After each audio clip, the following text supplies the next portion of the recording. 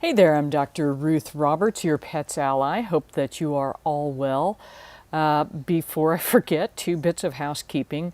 One is that tomorrow afternoon at 4 p.m. Mountain, we're doing the Ipets Ally Ultimate monthly Q&A session, which is a Zoom meeting. And I'm going to teach a technique that I learned from my friend Lisa, and probably if you are doing Reiki, this is nothing new to you, but it's something I'd like to give you all. And so here is the Zoom link for, if I can, oh, come on now, if I can get it, all right, come on now. So you can participate. And this is the upside of the, it says it's been copied, but it's a liar. Yep, I'll have to post this to the group a little bit later because it's just not letting me copy it in the comments. But because this is a Zoom call, it's a lot more interactive because we can all see and hear each other and all those good things.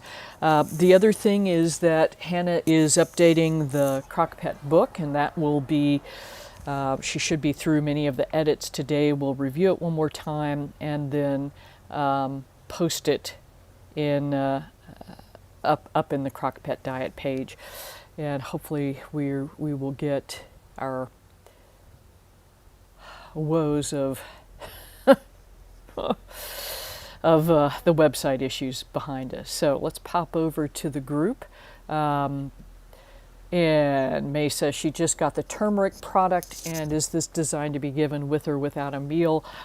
I think you can give it either way, May, but I think just for palatability's sake, I would give it with a meal just because it tends to disappear a little easier. Turmeric has a very pungent taste, and so that's the reason for the beef and the pork flavoring, and that's where, you know, anyway, I'm excited to get your feedback about it. Oh, and that does remind me too, we've got that contest going on till the 31st where you can win a bottle of the turmeric product, and it is 15% off until the end of the month as well. So Susan is asking, what do you feed a dog with chronic pancreatitis? And it depends. And so, you know, lower fat food is the answer. And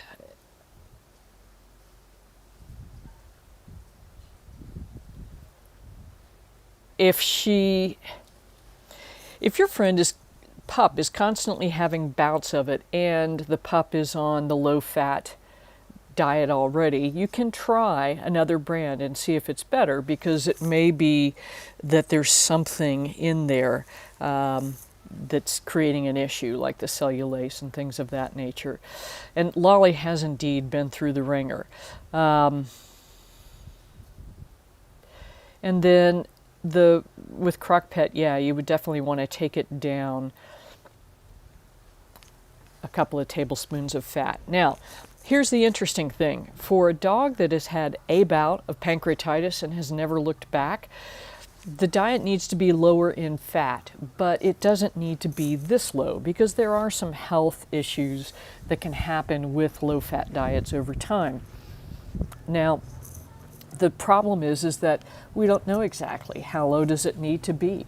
So what the internists say is that it needs to be lower than it used to be. So is that 20? So the Crockpet's at about 30% fat. Does it need to be at 25% fat? Does it need to be at 22% fat? And unfortunately, for dogs that have recovered, you just have to gradually try it and go from there. So Susan, I hope that is helpful. The other thing with chronic pancreatitis is that it is not, again, necessarily associated with fat, but often can be related with stress. And so if I think everybody in the United States that lives in a fairly dense urban area is really stressed to the gills right now, because COVID is just kind of wiping, just making life extremely difficult and stressful and all of those good things. So what I would do, ask your friend to kind of check in with herself and see what her general stress level is. The other thing that can be done is to use things like probiotics and omega-3 fatty acids to help reduce sort of anxiety levels, adaptable diffusers. I mean, there's a number of things, but this is where you really have got to kind of hone in on what the problem is. Is it really just pancreatitis, or is there some level of anxiety going on? So I used to see this frequently in guide dogs for the blind as they got older, because their job is extremely high stress and their joints would create problems. But we had multiple dogs that had to retire because of GI issues due to the stress level of their jobs. So check that out too. Sri is asking about the CBD and CBDA. So this is very interesting. As Angela Ardolino was telling me, if CBD and CBDA is in a coconut oil or MCT oil, more importantly, it has really good bioavailability directly from the gums. And so this is interesting because it makes me think that CC's ability to absorb food is impaired as well, Sri. So if it's getting in there better by oral absorption, then definitely do that. That's really bizarre. And so the other thing to think of too is that now that she's actually absorbing the CBD and CBDA, how is she doing with it at that half dose? Do you see an improvement in her symptoms, or is it worsening? Because we all have different levels of receptors. And as I said, for me, 1 milligram of CBD will put me on my butt for about 36 hours. And just, like I took morphine or something of that nature. So let's see how that does for you. And Kathy, I think that your pups, you may want to just kind of give it another week to 2 weeks. And the other thing as well is that you may need to go to a higher dose. So give it a full week at that current dose and then try bumping it up another 2 to 4 milligrams per day. And yeah, and coconut oil can be a big problem, unfortunately.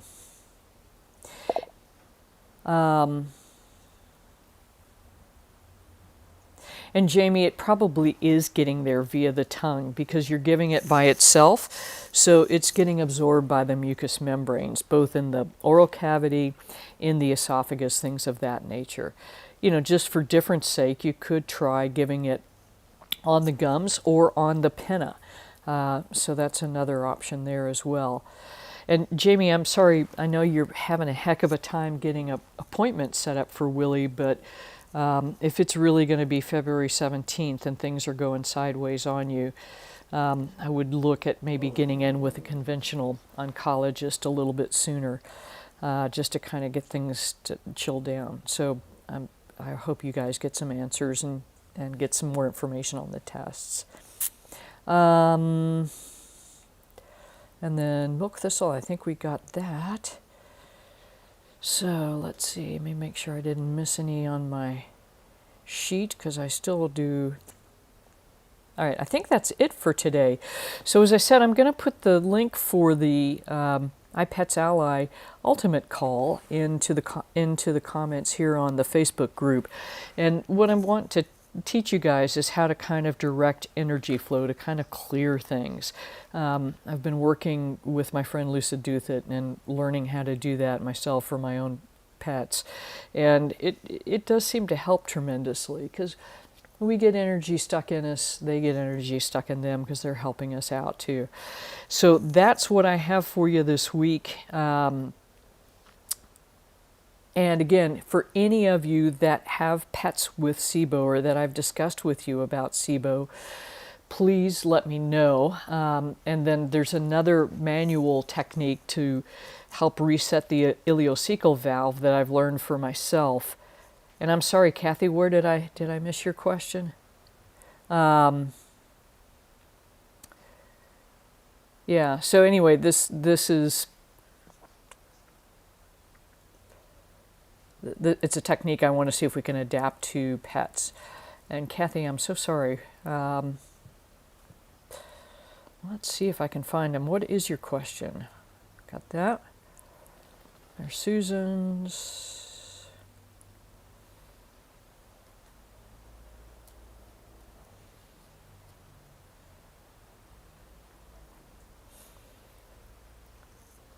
I don't see your question, Kathy.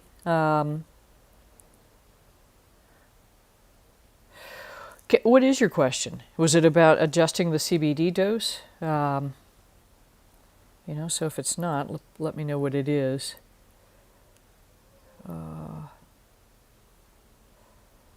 Donde? Nope, I don't have it there either.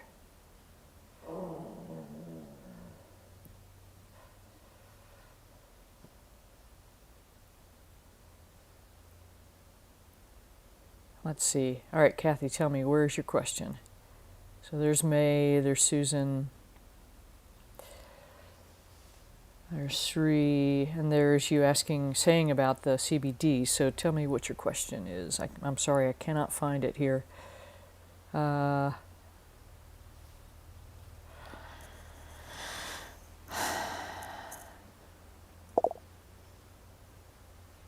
Eating grass and perhaps mineral deficiency. Yeah, so there's a couple of things going on with that. I think that is possibly a mineral deficiency, and I know you're using phytospore, which includes that probiotic organism, Pediococcus, which is found on grass. So a lot of times what you can do is actually double the volume of either holistic total body support, or I think you're going to be using, that's weird that that's not showing up, or you're going to be using the 2 a day. So what I would do is use double for about a week and see if that doesn't stop the issues with the grass eating. And also they can eat, golly, this is annoying.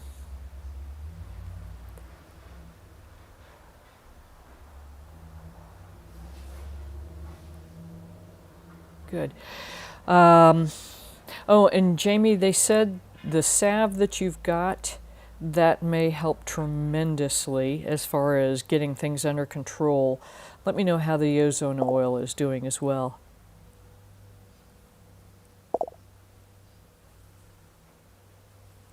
Wow, that's bizarre. Here's your thing, Kathy.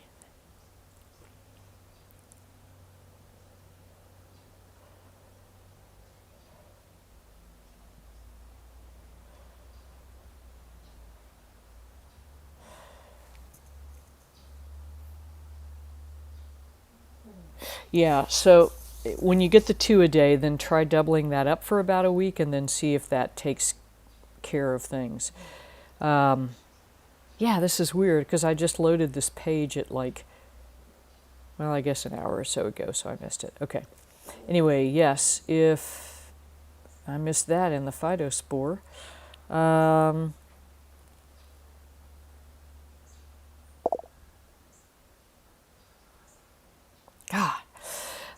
I would, yes, I would stop the phytospore if there's defatted beef liver. And then Glacier Peaks.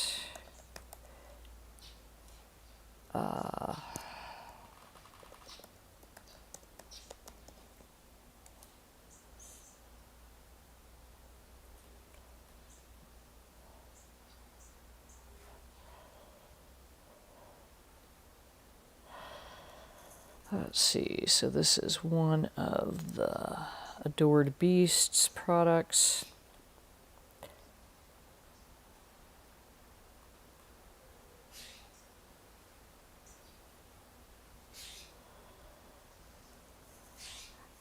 And this is not going to be a complete multivitamin supplement. And I cannot find the label.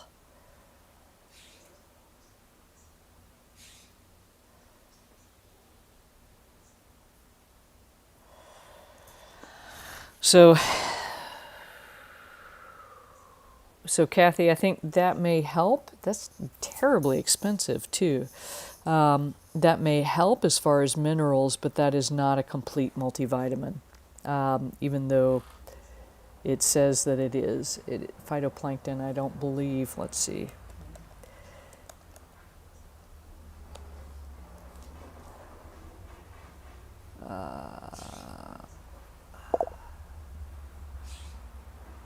Oh, wonderful to hear, Jamie.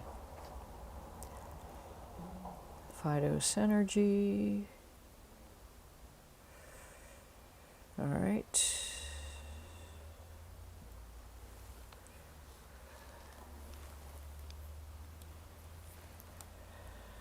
Let's see.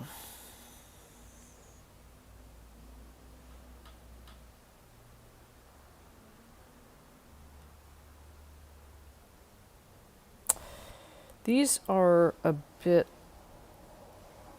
low as far as B vitamins. And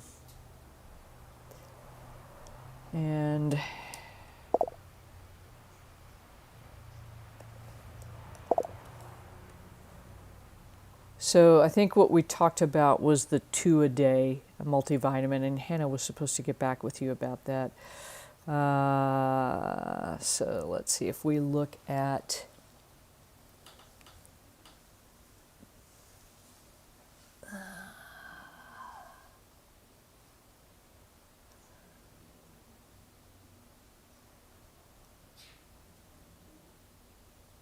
and I'm sorry, we don't have a label in here, which we need to get back up here.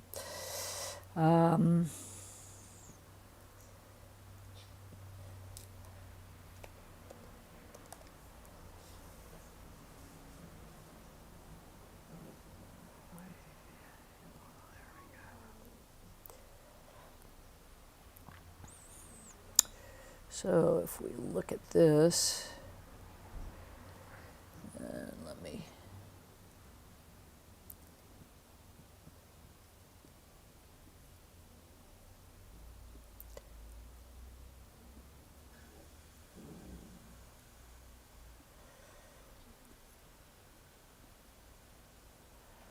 let's see. Yeah, I think you're going to be off. So these are in micrograms and these are in milligrams. So I think this is not going to quite get you there. So I would look at the 2 a day, and Hannah will get you that information. I apologize, she has not done that already. But even the B12, so 0.22 micrograms, and here is 3 micrograms. So you're at roughly 30% too low. So this may be a good supplement or addition to what you're doing for the minerals, but I don't think this is sufficient to really balance a diet. So let's see. Yeah, and exactly, it's a good supplement basically.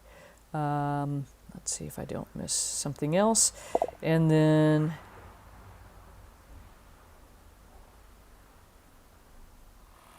well, Mega Mucosa is expensive, but it works on a different way. So it works on supplying immunoglobulins and specific amino acids to help repair the gut. I think if you want a cheaper way to approach that, something like this, I'm not sure that this will actually do much for healing the gut other than providing the minerals that you're looking for. But the other thing you would want to look at is at least a product with the slippery elm. So the heartburn TX would be a better approach. And I'm sorry, my brain is not going fast enough. But this would be a better approach because it's going to actually work on healing the gut in specific. So the difference between this and Mega Mucosa is that this is providing more things like slippery elm and things of that nature. So this would be a much better option. And we do still have a few of these in stock. But you know, these are the products these are the specific things you want to look at for gut healing. So glutamine, glycine, N-acetylglucosamine, diglyceride licorice, and then aloe vera. Yeah, and that's the problem, is the slippery elm is an issue, but this one does not have it. So that's another potential you can use right there. So this one's a good one. I feel that the Mega Mucosa is probably better. It is expensive, no two ways about it. But I would check this out. And again, we've got, I think 2 or 3 left in stock of these that we're trying to sell through, so we can definitely do a deal on there.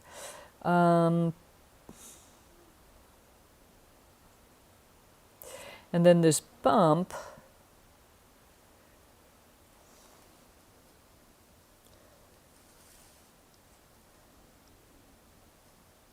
very, very strange. What I would suggest doing is take a drop of that CBD and put it on top of there. L-glutamine is helpful as well, so that's something else you could use. Again, you know, the broader spectrum you go, the glycerin and the deglycerized licorice is tremendously helpful. So this may be a pimple, and she's starting to clear something from her system. So you can do a couple of things. One is Epsom salt soaks to help bring things up to a head, and then the second would be to apply a drop of the CBD oil to help kind of get it back under control. If it is a pimple or like a papilloma or something of that nature, what should happen is any gook that's stuck in there should come out. So with the glutamine, you can certainly use that.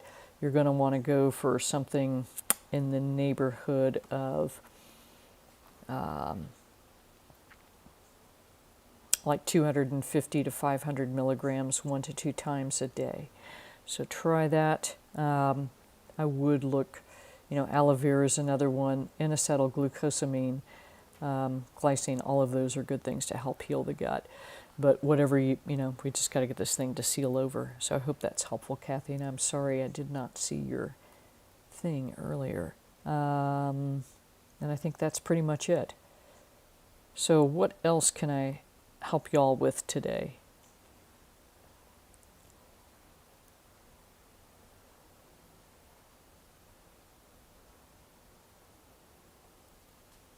Yeah, so all right, that's what I've got for you today. So hopefully that has everybody all good to go. But the short answer to your question is, I think, Kathy, you need a multivitamin and mineral that's going to actually balance the diet and keep it complete and balanced, and then also something to help seal the gut off. So whether you do that with, you know, multimodal product like the Mega Mucosa, the Heartburn TX, or whether you just use L-glutamine, may or may not be sufficient to do it.